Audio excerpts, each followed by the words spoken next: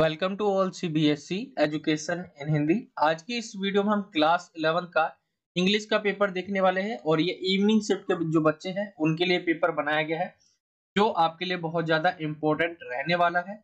यहाँ पे आप देखेंगे कॉमन एनुअल स्कूल एग्जामिनेशन 2022-23 कुछ इस तरह से आपका पेपर आता है और आपके जो मार्क्स रहते हैं जो 80 नंबर का ये आपका पेपर रहता है। 3 घंटे आपके पास रहते हैं पेपर को करने के लिए। ये आपका पूरा पेपर बनाया गया है। इसके अंदर हम पेपर्स जो है पूरे पेपर को देखेंगे और समझेंगे कि किस तरह के पेपर्स में आपके जो पेपर है उसमें क्वेश्चंस किस तरह से पूछे जाएंगे, क्या पैटर्न रहेगा, सारी चीजें हम डिस्कस करेंगे। इससे पहले अगर आप इंग्लिश के और पेपर्स देखना चाहते हैं तो मैंने लिंक आपको डिस्क्रिप्शन में दे रखा है। हमारा इंग्लिश का प्लेलिस्ट बनाया हुआ है, आप प्लेलिस्ट पे जाकर जो है वहां चेक कर सकते हैं। आपको जो है हमने ऑलरेडी जो है 2 पेपर करवा रखे जिनको कई पार्ट में हमने समझाया है, तो उनको कर लीजिए। ये जो तीसरा पेपर है हम कर रहे हैं और ये आपका इंस्ट्रक्शंस कुछ इस तरह से दिया हुआ है। जो क्वेश्चन पेपर है, the paper is divided into 3 sections. Section A reading का रहेगा आपका, रीडिंग और कॉम्प्रिहेंशन वाला। सेक्शन बी जो रहेगा वो राइटिंग स्किल और ग्रामर वाला रहेगा और सेक्शन सी लिटरेचर यानी आपकी किताब से जो क्वेश्चन पूछे जाएंगे वो है। यहाँ पे बोला गया all the section are compulsory, सभी जो सेक्शन दिए हुए सभी करना कंपलसरी है। अगला बोला गया है पॉइंट कि do not exceed the pre subscribe word limit while answering the questions. ठीक है, जो आंसर आपको क्वेश्चंस के देते समय जो है आपको वर्ड लिमिट को क्रॉस नहीं करना है। Please write down the serial number of the question in the answer script correctly before attempting it. तो आपको जो क्वेश्चंस के आंसर अटेम्प्ट करने से पहले आपको ये देख लेना है कि आप सही क्वेश्चन नंबर जो है वो डाल तो रहे कि नहीं। Separate instructions are given with each question wherever necessary। ठीक है, जहां जहां जरूरत है वहां पे इंस्ट्रक्शंस दे दिए गए। तो कुछ इस तरह से आपका ये पेपर का पहला पेज रहता है, इसे आप इंस्ट्रक्शंस कह सकते हैं। सेक्शन ए आपका यहाँ से स्टार्ट हो जाता है। सेक्शन ए में आपके 10 नंबर का ये सेक्शन आपका जो है सेक्शन ए नहीं, क्वेश्चन नंबर जो 1 है वो आपका है 10 नंबर। इसमें आपके 10 क्वेश्चंस पूछे जाएंगे और ये आपके पूछे जाएंगे जो पैसेज आपके सामने नजर आ रहा है इससे। ठीक है, और मैंने आपको कई बार बोला है पैसेज को जो लास्ट में अटेम्प्ट करना है आपको। जो सेक्शन ए है पूरा का पूरा, इसे आप जो है लास्ट का जो 1 घंटा है उसको बचा के रखे, बाकी टाइम जो है 2 घंटे में आपको जो करना है। सेक्शन ए बी सी एक एक घंटा में इन्हें बांट लेना आपको और एक एक घंटा देना है आपको इनको। तो ये जो वाला सेक्शन है इसको आप लास्ट में अटेम्प्ट करें, लास्ट में करेंगे तो इसमें आपको टाइम बहुत ज्यादा लग जाता है क्योंकि ये कभी कभी क्या है 1.5 घंटे, जब मैं 11th में था उस समय की बात है, तो मेरे को जो है टाइम बहुत ज्यादा लग जाता था अगर मैं सेक्शन ए अटेम्प्ट करता था। ठीक है, और इसीलिए मैं कहूंगा सेक्शन जो ए है उसे लास्ट में अटेम्प्ट करना है आपको और उन बच्चों को पहले अटेम्प्ट करना है जिनको सेक्शन बी और सी में से कुछ भी नहीं आता है। ठीक है, ऐसा तो नहीं हो सकता कुछ भी नहीं है आपको, लेकिन आपको लगे कि मैं जो है बहुत कम नंबर आएंगे मेरे अगर मैं इनको किया, या ज्यादा मेरे टाइम वेस्ट हो जाएंगे, मेरे को नहीं आता है, तो आप सेक्शन ए की तरफ आइए, यहाँ से करिए। यहाँ पे आपको पैसेज दिया हुआ है, पैसेज आपको नहीं पढ़ना है, टाइम वेस्ट नहीं करना है अपना, पैसेज को आपको छोड़ देना है, ऐसे ही आपको आना है क्वेश्चंस की तरफ। ठीक है, यहाँ पे जैसे बोला गया on the basis of your understanding of the passage answer the following questions. ठीक है, 10 नंबर के क्वेश्चंस रहेंगे आपके। यहाँ से आपका क्वेश्चन 1 स्टार्ट हो जाता है। क्वेश्चन नंबर जो 1 है आपका, जिसमें पूछा गया माउंटेनियरिंग इन्वॉल्व्स मीन, मतलब जो पर्वतारोहण बोलते हैं। ठीक है, जो वो करते हैं ना पहाड़ पे चढ़ने वाले जो व्यक्ति होते हैं उनको हम पर्वतारोही बोलते हैं, पर्वतारोहण बोलते हैं। उनके उनके साथ जो है उनके शामिल कौन कौन है, इन्वॉल्व्स कौन है। ठीक है, तो यहाँ पे बताना है पर्वतारोहण में जो है क्या क्या चीजें इन्वॉल्व रहती है। तो हमें एक बार पैसेज की तरफ आना है और जिन बच्चों को बिल्कुल नहीं आता है करना, मैं यही कहूंगा कि आपको जो है एक तरह से पहले जो वर्ड है उसको देख लेना है कि लिखा क्या है। जैसे माउंटेनियरिंग इन्वॉल्व, ठीक है, ये आपको पकड़ लेना है और फिर जो है इसके आगे जो लिखा रहेगा उसको ही आपको लिखना है। ये उन बच्चों के लिए हो गया जिनको नहीं आता है बिल्कुल भी, आप मैच करके करते हैं आंसर। ठीक है, जिन बच्चों को इंग्लिश आती है वो अच्छे से समझ सकते हैं आंसर क्या होगा, और जिनको बिल्कुल भी नहीं आता तो वो ऐसी मैच करके ही करेंगे और कोई तरीका है नहीं करने का।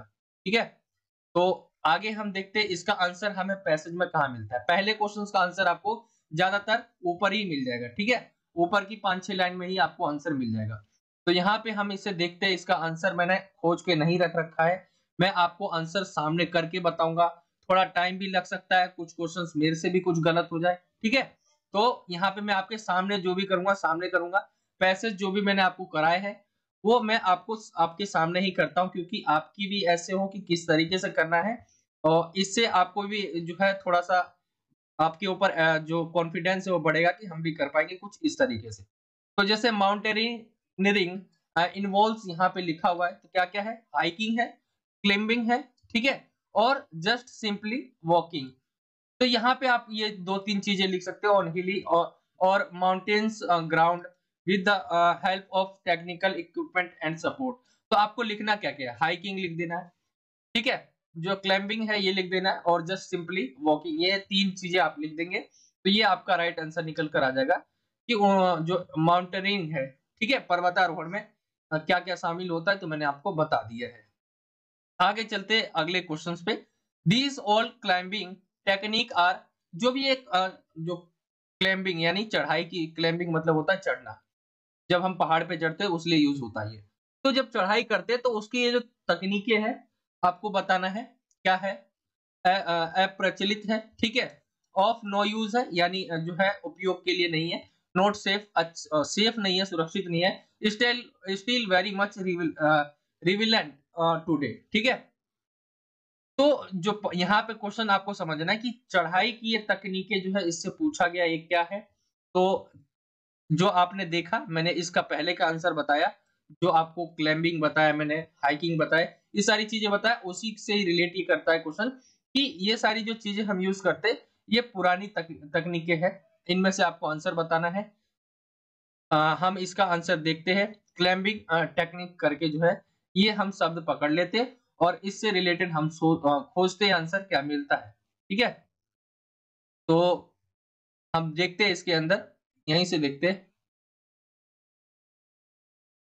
इसमें मिलना तो मुश्किल है, ऊपर चलते हैं, टाइम लग सकता है, मैं पहले ही कह दे रहा हूं, मेरे को भी आंसर नहीं पता है, मैं आपके सामने ही खोज के बताऊंगा आंसर क्या है, ठीक है। तो चढ़ाई की जो पुरानी तकनीकें है उसके बारे में बोला गया है कि क्या है, आपको बताना है। तो हम देखते हैं इसके अंदर कहाँ पे हमें आंसर मिलता है चढ़ाई की पुरानी जो तकनीकें है उसके बारे में।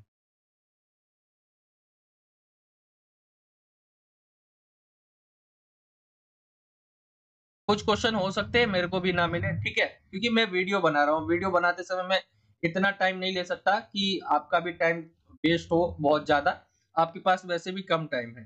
तो मैं आपको जो है, देखिए वीडियो बनाते समय थोड़ा तो होता है कि मैं बता पाऊंगा कि नहीं बता पाऊंगा, मेरा कितना सही जाएगा कि नहीं जाएगा। तो ये मैं आपके सामने ही, जैसे एक तरह से आप कह लीजिए कि कुछ कट पीट नहीं किया जा रहा है, एडिट नहीं किया जा रहा है, मैं डायरेक्ट आपको जो है आंसर बता रहा हूँ कि इसका आंसर कहाँ पे मिलेगा। तो इसमें ढूंढने में थोड़ी सी जो है देरी हो सकती है। हम ढूंढते हैं इसका आंसर कि पूछा गया है क्वेश्चन की जो तकनीकें हैं, दीज ओल्ड क्लाइंबिंग, जो पुरानी तकनीकें हैं वो क्या है, उसके बारे में क्या बताया गया। तो हम ओल्ड जो भी टेक्निक है वो ढूंढते हैं इसके अंदर, यहाँ पे देखेंगे, these old climbing technique are still very much relevant today, ठीक है। तो राइट आंसर हमें मिल गया। तो ये देखिए इसका आंसर हमें मिल गया है, और राइट आंसर क्या निकल कर आएगा, ऑप्शन डी। तो ऑप्शन डी राइट आंसर हो जाएगा, कुछ इस तरीके से आपको भी करना है।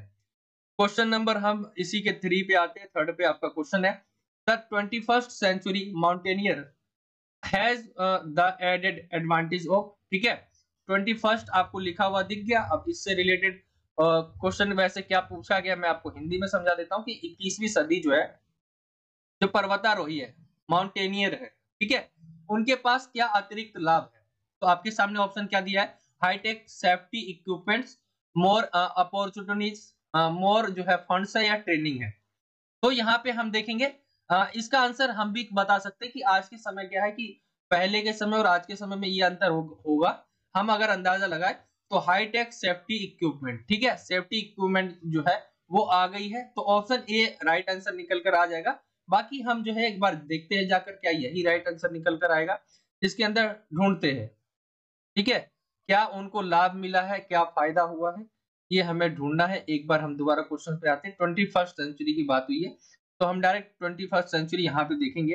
21st century mountaineer has the added advantage of depending on high tech safety equipment। ठीक है, राइट आंसर क्या आ जाएगा आपका, जो मैंने बताया आपको, ऑप्शन ए राइट आंसर इसका हो जाएगा। ठीक है, आगे हम आते हैं क्वेश्चन नंबर 4 की तरफ। One of the main institute for climbing, ठीक है, एंथुसिस्ट इज, कौन सा है आपको बताना है कि आपको एक तरह से जो है क्लाइंबिंग का इंस्टीट्यूट या संस्था आपको बतानी है कि कौन सा है। ठीक है, यहाँ पे कई सारे संस्था के नाम लिखे हुए, हम देखते हैं पैसेज में जाके कौन सा नाम हमें मिलता है यहाँ पे लिखे हुए। तो एक बार हम चलते हैं पैसेज की तरफ, यहाँ पे जो है मिलता है क्या इसका आंसर।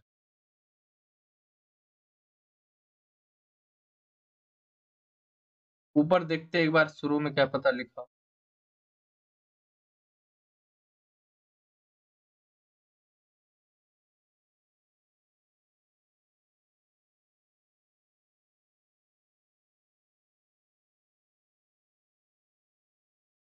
यहाँ पे तो नहीं दिख रहा है, पर नीचे की तरफ आके देखते हैं हम, यहाँ पे मिल जाए।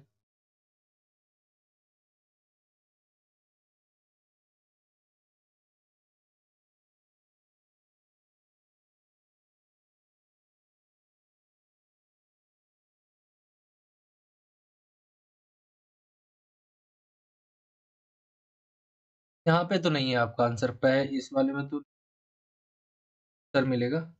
नीचे की तरफ एक बार जाकर देखते हैं। ठीक है,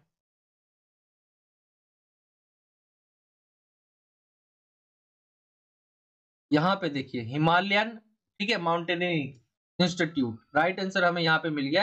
has played a big part in the consist of the greater Himalayas.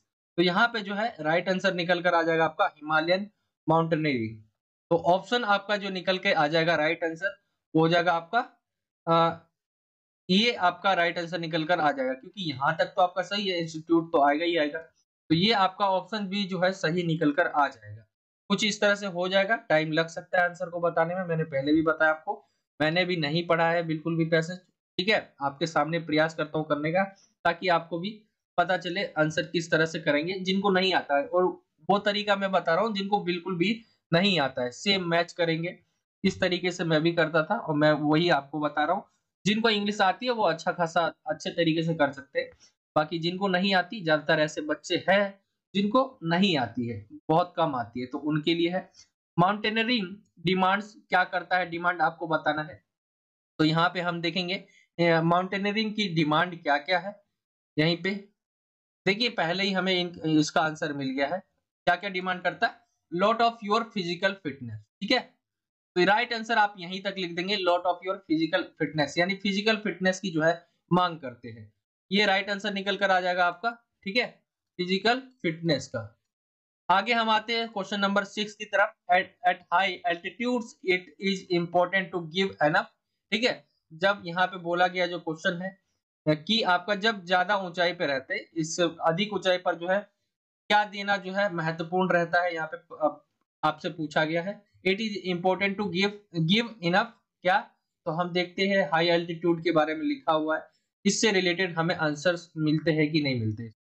ठीक है, तो यहाँ पे हम देखते हैं हाई एल्टीट्यूड की बात हुई है, यहाँ पे देखिए at high altitude is it important to give enough time.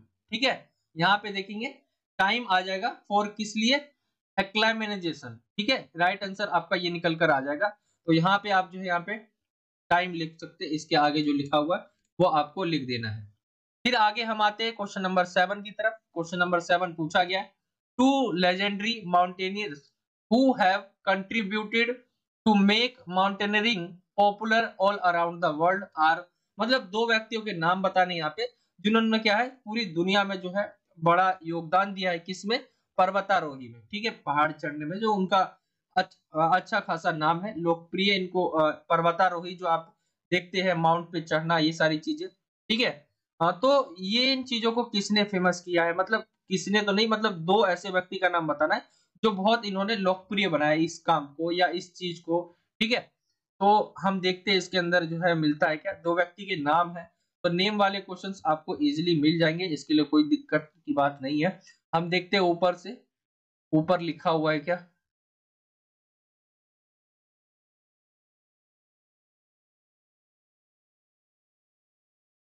यहाँ पे देखेंगे, ठीक है? यहाँ पे लिखा हुआ है जो आपका राइट आंसर है, ठीक है? यहाँ पे आ जाएगा, ये दो व्यक्तियों के नाम कुछ इस तरह से लिखे हैं कि आपके दो दिग्गज जो है, एक का नाम है एडमंड, ठीक है, हिलरी, एंड जो है गर्ग, जो इसका सॉरी जॉर्ज, इसका नाम है जॉर्ज मेलोरी। इन दोनों के नाम है जिन्होंने, जो यहाँ पे देखेंगे, आगे आप पढ़ सकते, to mention just two legendary mountaineers. तो राइट आंसर क्या निकल कर आ जाएगा? एक तो एडमंड हिलरी है और दूसरा क्या है, जॉर्ज जो है जॉर्ज मेलोरी है, ठीक है? तो राइट आंसर ये आपके आ जाएंगे, ये आपको लिखना है। आगे हम आते हैं क्वेश्चन नंबर आगे की तरफ, आगे के क्वेश्चंस करते हैं हम। आपका जो है क्वेश्चन नंबर 8 की तरफ आए, तो द वर्ड जो यहाँ पे लिखा हुआ है एक्सिलरेटिंग, ठीक है, is used in the paragraph, it means the same as. यहाँ पे मतलब होता है इसका एक तरह से बहुत जोखिम कह ले आप, ठीक है? तो इसका मतलब क्या आ जाएगा? राइट आंसर सेम पूछा गया तो थ्रिलिंग आप यहाँ पे डाल सकते हैं। क्वेश्चन नंबर 9 है, आपको फाइंड करना है सेम जो है, तो क्लेम्बर लिखा हुआ है, पैसेज पैसेज में आपको ढूंढना है, इसका भी इसका मतलब सेम जो होता रहता है, ठीक है, मतलब सेम होता है, उसका नाम ढूंढना है। तो हम देखते हैं इसका क्लेम्बर का क्या आता है। सेम माउंटेनियरिंग का भी मतलब जो है यही होता है, क्लाइंब करना, यानी पहाड़ पे चढ़ना। तो मेरे को राइट आंसर जो है लग रहा है क्लाइंब जो है, राइट आंसर जो है माउंटेनियरिंग आ जाएगा यहाँ पे। और यहाँ पे लास्ट पूछा है टू क्लाइंब जो है a challenging peak following are essential, ठीक है? यहाँ पे जो बोला गया है क्वेश्चन कि जो एक चुनौतीपूर्ण जो चोटी पर है, उसमें जो चढ़ने के लिए कौन कौन सी आवश्यकताएं होती है, ये आपको बताना है, ठीक है?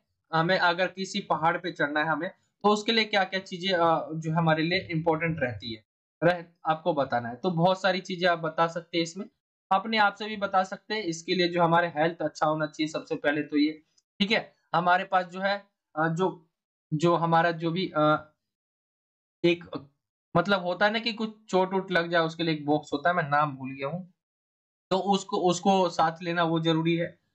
तो ये सारी चीजें आप डाल सकते हैं, बाकी इसके अंदर आपको वो आंसर जरूर मिल जाएगा अगर आप देखेंगे क्या क्या चीजें इंपॉर्टेंट रहती है, ठीक है? यहाँ पे लिखा हुआ है जैसे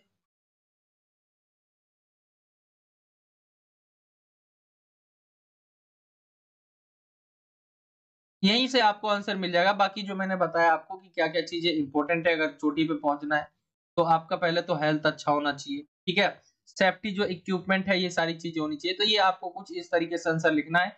बाकी आप इसे ढूंढेंगे तो राइट आंसर भी आपको जो है इसके अंदर पूरा मिल जाएगा। मैंने भी सही बताया, बाकी मैंने अपने शब्दों में बताया इसे। आगे हम आते हैं दूसरे पैसेज की तरफ। दूसरा पैसेज जो है आपका वो 8 नंबर का है टोटल, और इसके अंदर भी आपके पैसेज ही है, लेकिन ये केस बेस्ड वाला पैसेज रहेगा। इसके अंदर आपको केस दे दिया जाएगा, मतलब एक डाटा बेस्ड आप पैसेज कह सकते हैं। इसमें डाटा रहेगा आपका कुछ इस तरह से जैसे ये इमेज दिया हुआ है। इससे रिलेटेड क्वेश्चंस पूछे गए नीचे। पैसेज आपको नहीं देखना है ना पढ़ना है, पहले आपको क्वेश्चंस की तरफ आना है। On the basic basis of your understanding of the above passage answer the following questions। 8 marks का है ये, ठीक है? और पहला क्वेश्चन है pick the option that list is, ठीक है, लिस्ट का किया हुआ है statement that are not true according to the passage. ये क्या है? अकॉर्डिंग जो पैसेज के अकॉर्डिंग है वो सही नहीं है, आपको बताना है इनमें से कौन सा। तो हम एक बार देख लेते हैं, इस वाले क्वेश्चंस में थोड़ी प्रॉब्लम हो सकती है। People in tier 2 and 3 cities, ये आपको इजीली मिल जाएगा, ठीक है? क्योंकि ये काउंटिंग लिखा हुआ है, 2 and 3 लिखा हुआ है आपका। तो हम एक बार देखते हैं 2 and 3 से रिलेटेड कुछ लिखा हुआ है क्या कहीं पे। यहाँ पे देखेंगे people in tier 2 and 3 cities are जो है एक्सपीरियंसिंग हाई क्वालिटी लर्निंग, ठीक है? एक्सपीरियंसिंग मतलब एक्सपीरियंस कर रहे हैं हाई क्वालिटी लर्निंग, क्या इन्होंने ये कहा है? ये बात सही हो जाएगी। अडल्ट जो इलिटरेसी है could be reduce through technology based education, ठीक है? तो ये हमें वैसे ही ऐसे भी पता चलता है कि ये सही है। जो अडल्ट इलिटरेसी है मतलब अनपढ़ता है, जो वो कम हो जाएगी अगर टेक्नोलॉजी बेस्ड एजुकेशन रहेगी। तो ये सही बात है, ये हम भी खुद कर सकते हैं। E book are costlier than जो है bundles of paper bound in covers. ठीक है, इन्होंने बोला है कि ई बुक, ई बुक क्या होता है? ई बुक होता है आपका पीडीएफ फॉर्म में, अगर आप मोबाइल में देखते होंगे कई सारे पीडीएफ, तो वो वही रहता है ई बुक। ठीक है, जो जो हम आसानी से मोबाइल में स्टोर कर ले, कहीं पर भी स्टोर कर ले, वो जो है एक फिजिकल फॉर्म में नहीं रहता है ई बुक। ठीक है, ये कह रहे हैं कि ई बुक जो है ज्यादा कॉस्टली रहता है उनके मुकाबले जो पेपर वाले हम बंडल लेते हैं। ऐसी बात नहीं है, ई बुक बहुत सस्ता रहता है और ये अच्छा है, तो हमें यही गलत लग रहा है। ठीक है, with rise in digital media classroom have become more collaborative. ठीक है, कोलैबोरेटिव, तो हमें जो है राइट आंसर ऑप्शन सी लग रहा है इसका। बाकी आपको मुझे एक बार कंफर्म भी कर देना है कि क्या सही है, क्योंकि आपके पास इसको करने के लिए टाइम होगा, क्योंकि मैं वीडियो बना रहा हूँ, उसमें मैं आपका ज्यादा टाइम भी नहीं ले सकता। ठीक है, मेरे को अगर आंसर मिल रहे हैं, मैं पूरी कोशिश कर रहा हूँ कि सारे क्वेश्चंस के आंसर आपको दूं। अगर नहीं मिलते तो मैं आपके ऊपर भी छोड़ सकता हूँ वो। ठीक है, आगे हम आते हैं क्वेश्चन नंबर नेक्स्ट की तरफ, वो है आपका दूसरा क्वेश्चन। द वर्ड है आपका seamless used in paragraph 1 means क्या है? सेमलेस का मतलब क्या है आपको बताना है। ये है आपका पैराग्राफ 1 में बताया गया है सेमलेस का अर्थ क्या होता है। तो छोटा, बहुत बड़ा, अनंत या कुछ। ठीक है, आपके सामने ये ऑप्शन दिए हुए, सेमलेस का मतलब क्या होता है आपको बताना है।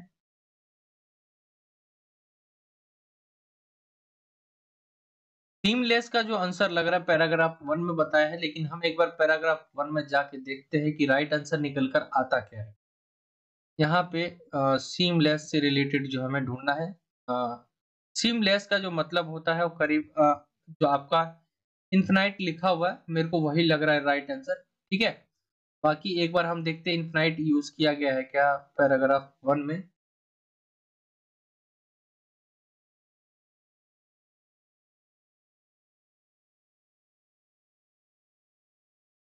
एक बार हम क्वेश्चंस पे दोबारा आते हैं।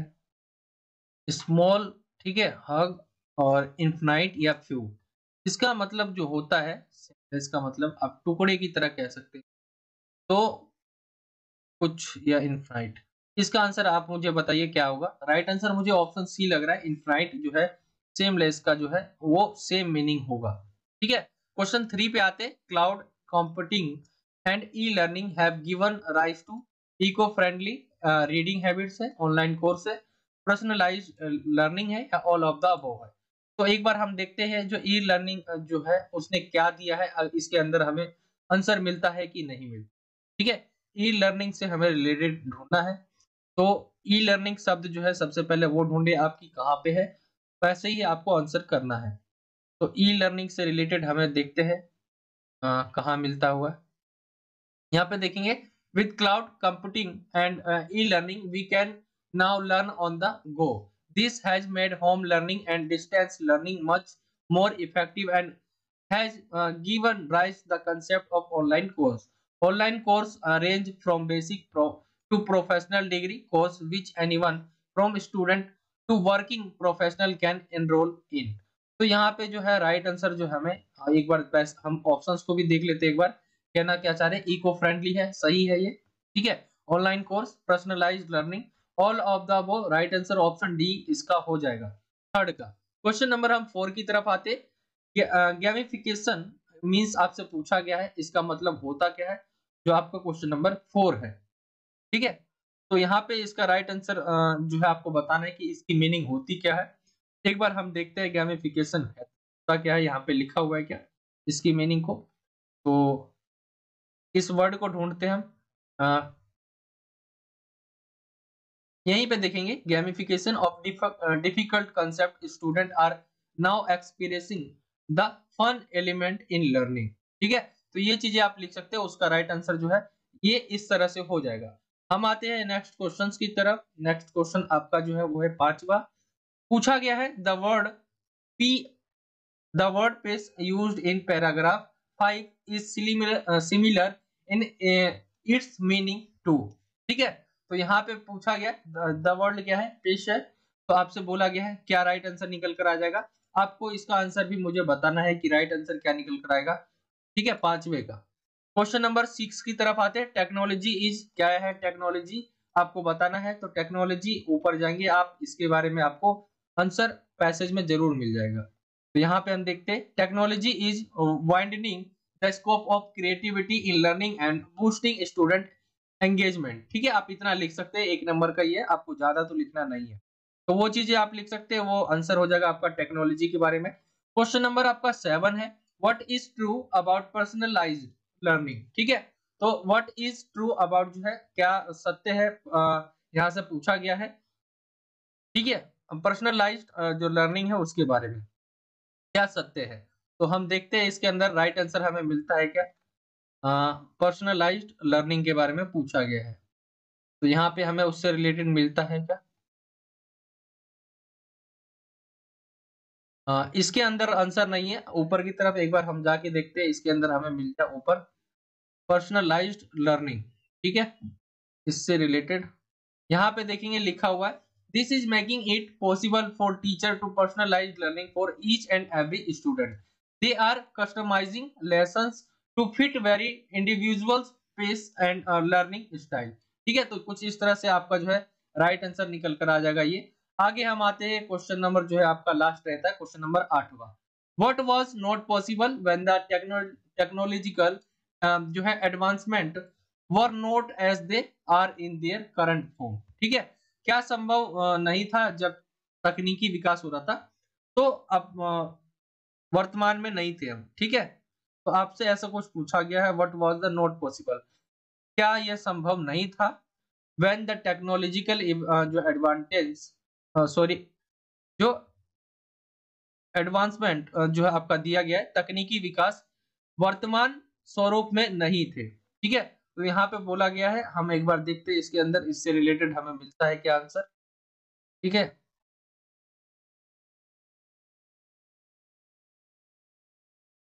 इससे रिलेटेड आंसर जो हमें पूछा गया है, देखते हैं राइट आंसर मिलते हैं कि नहीं।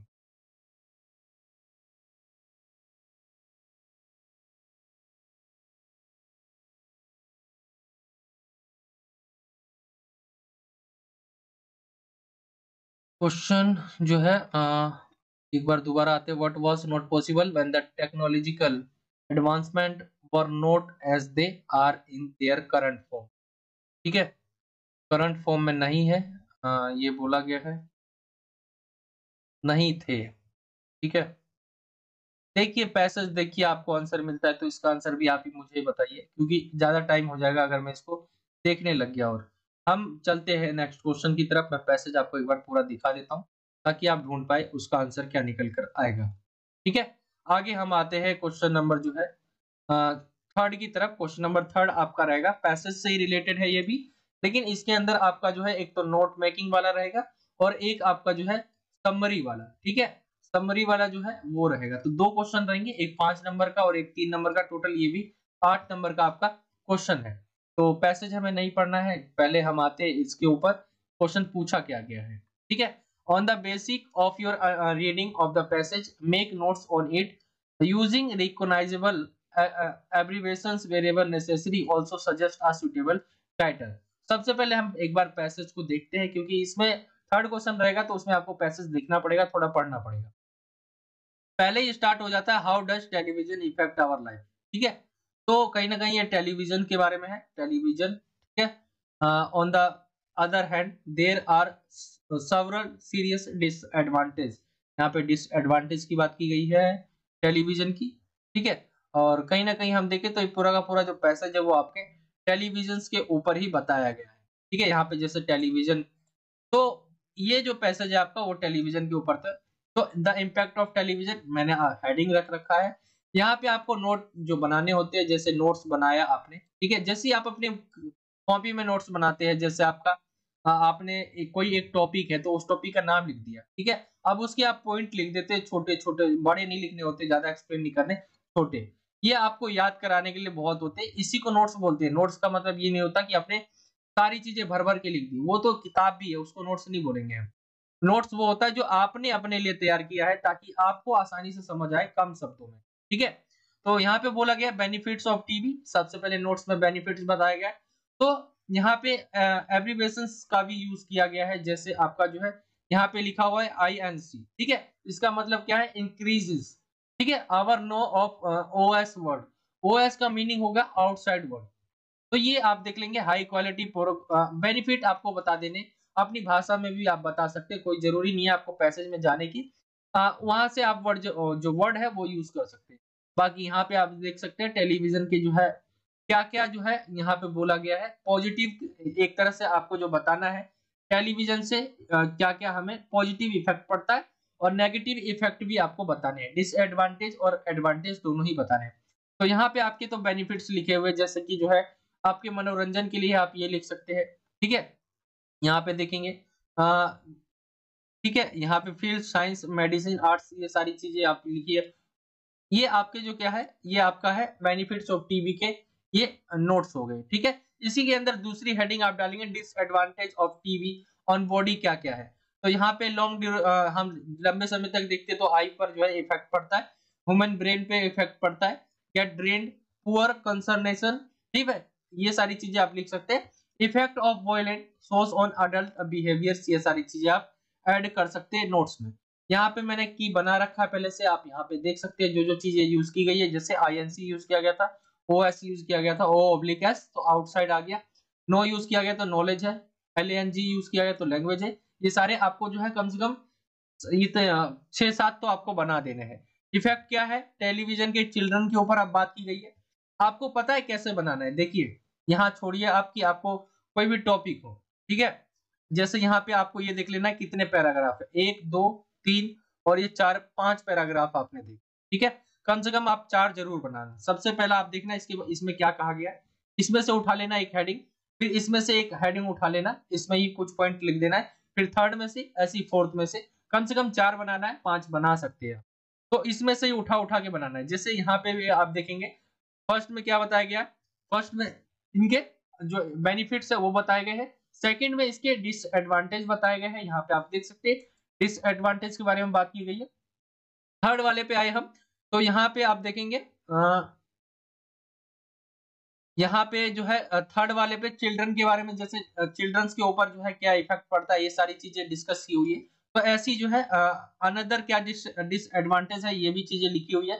तो मैंने कुछ ज्यादा यूज नहीं किया है, अपने तरीके से इसी में से लिया है और इसमें से भी यूज कर सकते हैं, ठीक है। तो ये आपका अदर इफेक्ट जैसे मैंने अभी आपको निशान लगा के बताया था, तो ये हो जाएगा आपका नोट मेकिंग। कुछ इस तरह से ही आपको नोट मेकिंग बनाना होता है। इसके अंदर आपकी जो है मतलब आप समझिए कि आपको अपने तरीके से नोट्स बनाना है, बना सकते हैं आप। इसके अंदर आपको जो है एक्सप्लेन नहीं करना होता इंग्लिश में, मैं जा रहा था, ठीक है।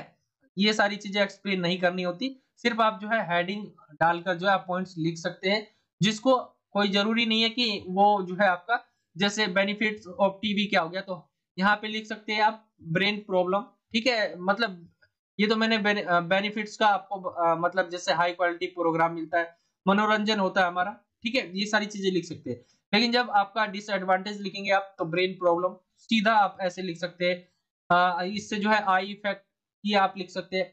कोई जरूरी नहीं है कि आपको बहुत अच्छी इंग्लिश आनी चाहिए, नोट्स आप बना सकते हैं ऐसे भी। अब जो है इसी में दूसरा क्वेश्चन जो है आपका समरी बोला गया है लिखने के लिए। तो इम्पैक्ट ऑफ टेलीविजन के हम समरी देखें तो कुछ इस तरह से आप लिख सकते हैं। नोट्स का यूज करके बोला गया है, right a summary of the passage it in not more than 50 words using the notes you have made, ठीक है। तो टेलीविजन की जो है इफेक्ट जो है आपको दोनों बता देने और चिल्ड्रन के ऊपर बता देने, जो आपको आपने नोट्स बनाए उसके अकॉर्डिंग 50 वर्ड का जो है आपको एक नोट मेकिंग से ही आपको जो है ये तैयार करना है समरी। तो कुछ इस तरह से आपका जो है हो जाएगा ये पूरा का पूरा सेक्शन है। आई होप कि यहाँ तक आपको समझ आया होगा। और मैंने जो बताया है वो उन बच्चों को मैं ज्यादा फोकस कर रहा हूँ जिनको बिल्कुल इंग्लिश नहीं आती है, इसीलिए मैं जब भी पेपर करवाता हूँ तो पूरी कोशिश करता हूँ कि ऐसे क्वेश्चंस लूं, या आपके जो लिए जाते हैं जो भी पैसेज हो गए, तीनों पैसेज हमने देखे, उसमें ऐसे क्वेश्चंस लेता हूं जो मेरे को भी नहीं आते और मैं आपके सामने आगे करवाता हूं। और रियलिटी है मेरे को नहीं आता है बिल्कुल भी, मतलब पैसेज, ठीक है। मैं पहले से तैयारी करके नहीं रहता इन पैसेजों की, मैं आपको सिर्फ बना के दिखा देता हूं, फिर इसके बाद जो है मैं यहीं पे आंसर आपके सामने ही ढूंढता हूं। तो इससे जो है कहीं ना कहीं आपको फायदा हो, इसीलिए मैं ये करता हूँ। और जो है आपको जो है अच्छे नंबर मिले, किस तरीके से करना है पेपर को अटेम्प्ट आपको जो है इससे लास्ट में ही करना है, ज्यादा से ज्यादा आप कोशिश करें इसे लास्ट में अटेम्प्ट करें। सेक्शन बी या सी में से कुछ भी नहीं आता है तब जो है आप इसे पहले अटेम्प्ट कर सकते हैं, क्योंकि चांस रहता है आपका इसमें फिर नंबर आने का, क्योंकि इस पैसेज क्या है कि ऐसी चीज है ना कि आपको पता नहीं है कि आपका मतलब आपको आएगा कि नहीं आएगा, ठीक है। ये होता है, जिनको इंग्लिश अच्छी खासी आती है वो कर सकते हैं, लेकिन जिनको नहीं आती है वो सिर्फ यही पे रहते हैं कि वर्ड मैच हो जाए, बस वहां से लाइन से लिख देना है, ठीक है। तो बाकी ये आपका जो है सेक्शन ए था। आई होप कि आपको वीडियो यहाँ तक समझ आया होगा। पार्ट 1 यहीं तक रहने देते हैं, आगे हम पार्ट 2 पार्ट 3 भी इसका जल्दी ही करने वाले हैं। तो वीडियो को लाइक करें, शेयर करें अपने दोस्तों में, चैनल पे नए हो तो चैनल को जरूर सब्सक्राइब करें। ये था आज का वीडियो, और लिंक आपको जो है डिस्क्रिप्शन में मिल जाएगा। पार्ट 2 का अगर आपको देखना हो तो मैं पार्ट 2 का लिंक इसी वीडियो के नीचे डाल दूंगा, पार्ट 3 का भी डाल दूंगा। और साथ ही इंग्लिश की जो हमने इससे पहले पेपर किए है, इससे पहले हमने एक पेपर और दूसरा पेपर ऑलरेडी किया है, और जो है आप एक और कह सकते हैं जो मॉर्निंग शिफ्ट का जो सॉल्यूशन है वो भी हमने किया है। तो ये 3 भी आज जाकर देख सकते हैं। एक तो मैंने ये बनाया ही हुआ है, और ये भी आपका, तो तीनों चीजें आप जरूर देखिए जाकर। साथ ही आज हम जो कर रहे हैं तीसरा पेपर था, ठीक है। इन मॉर्निंग शिफ्ट के अलावा हम देखें तो तीसरा पेपर था। अगर इसको भी मिला दे, सबको मिला दे, तो हम टोटल 4 पेपर मान लेते कि हमने कर रखा है, तो उनको भी जरूर देख लिया आप जाकर, ठीक है। चौथे पेपर का हमने पार्ट 1 किया, इसका आगे जो है पार्ट 2 और पार्ट 3 भी हम जल्दी लेकर आएंगे। वीडियो को जरूर लाइक करें, शेयर करें अपने दोस्तों में, और चैनल पे नए हो तो चैनल को सब्सक्राइब जरूर करना। मिलता हूं आपसे अगली और एक्साइटिंग वीडियो में। जब तक के लिए जय हिंद, जय भारत, वंदे मातरम।